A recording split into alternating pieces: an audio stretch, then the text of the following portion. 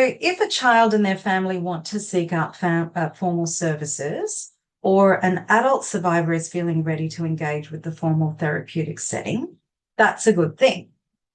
But there could be barriers that are stopping them from doing that, which are important to acknowledge. And I've grouped those barriers into 3 types. There we go. The first is non-cultural barriers, which are experienced by people from all cultural groups. The first is lack of awareness. Generally, we don't know what's around us in our local community unless there's a need for that service. It's a bit like when a woman suddenly gets clucky and notices babies everywhere.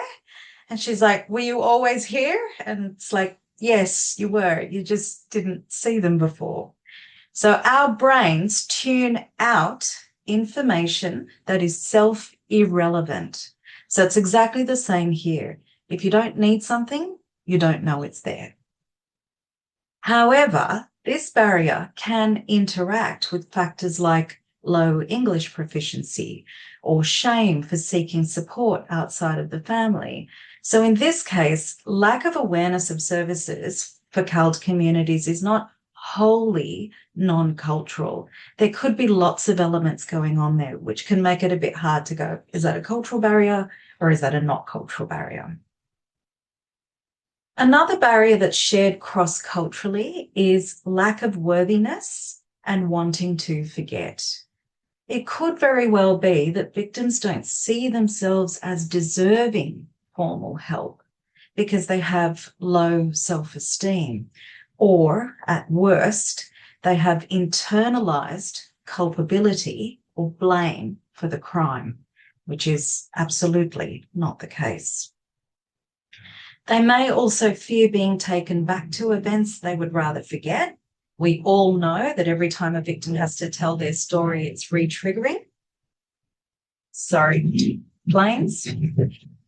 The therapeutic process makes them relive their pain and trauma, which are things they might rather avoid. That same emotion might be encouraged by caretakers who are also going, yes, let's not talk about it anymore. Let's move on. Let's forget about it. The third non-cultural barrier is fear of children being removed. Again, this is shared cross-culturally. So families may not seek out your services because they're scared that child protection will be called and their child will be removed. Now, slight segue here about what is cross-culturally similar and different. Fear of children being removed is a non-cultural barrier, but fear of authorities is heightened in CALD communities.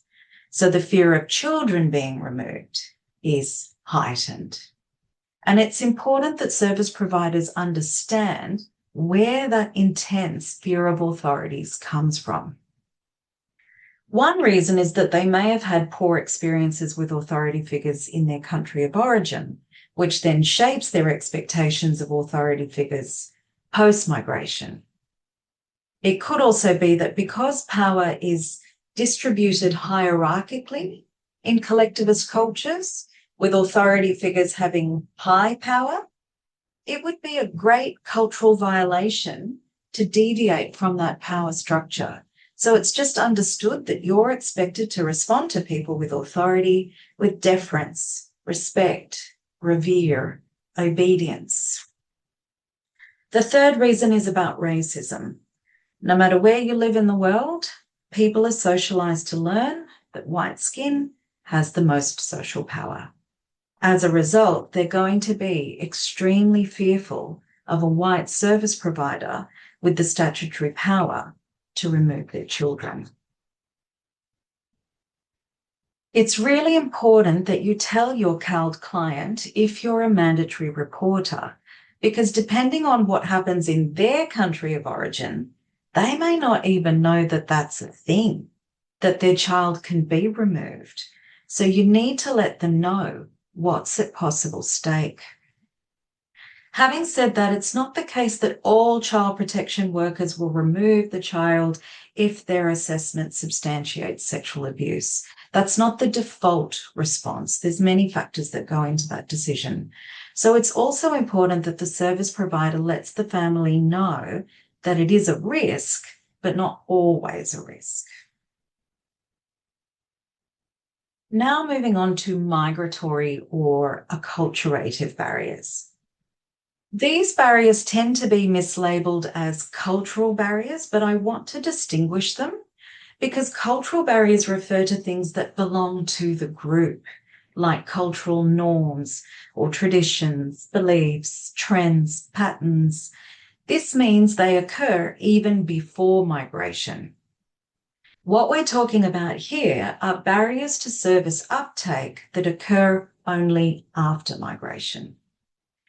The first is fear of deportation. So CALD victims may not seek out professional help if they see it to endanger a precarious or unconfirmed visa or immigration status. The second is language barriers. So they may have low English proficiency, which is stopping them from accessing formal services. But this is something the organisation can do something about.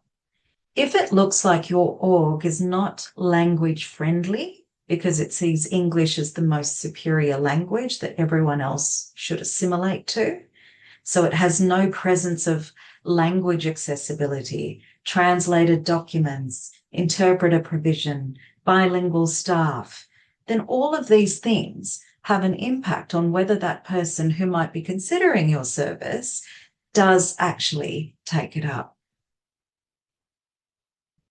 Finally, cultural barriers refer to things that would occur even before migration. The first is fatalistic or religious beliefs. Some people may not take up formal mental health services because they interpret the abuse as being God's will. This was meant to be, so there's no point addressing it. It could also be that they're already receiving support from spiritual leaders or guides within their community, so there's no need for them to be taking up formal services. Leading on from that point, it's normal within collectivist cultures to rely on extended family when problems arise. In fact, it could be quite bewildering a concept. Sorry, you want me to seek out help from a stranger? Now, that's just strange. Okay, so it could be a real cultural violation. The other thing is that Western psychotherapies require individual examination, insight, self-disclosure, verbal and emotional expressiveness. These characteristics align with individualism but contrast with Eastern values for deference, respect, obedience to the superior. In this context, the superior is the therapist, and that's magnified if they are older or male.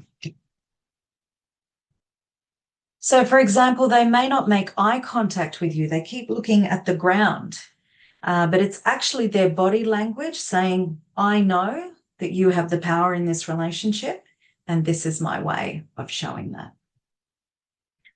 Or the therapist might say, based on what you're saying, it sounds like you're saying this. And in your mind, you're like, nope, you are completely off. You have paraphrased that all wrong. But they wouldn't tell you that because that would be going against the superior, the expert, the authority. If they have any disagreements or negative feelings, they will keep that under control because in collectivist cultures, social harmony is far more important to preserve than how do I feel? What's my story? Let me speak my truth. So these are contrasting sociocultural values. The third cultural barrier is shame for seeking outside support. Yes, it's normal for CALD communities to rely on one another, but even that could get toxic. Oh, if I tell my aunts or my uncles or my cousins, they might start gossiping, and then that's going to threaten the family name. So you start to lose the protective factor of collectivism, at which point, where are you going to go? One useful space is the formal service sector. But even at that point, one thing that could stop them is, yeah, but what if someone finds out? Now, seeking out formal help is actually a cross-cultural barrier.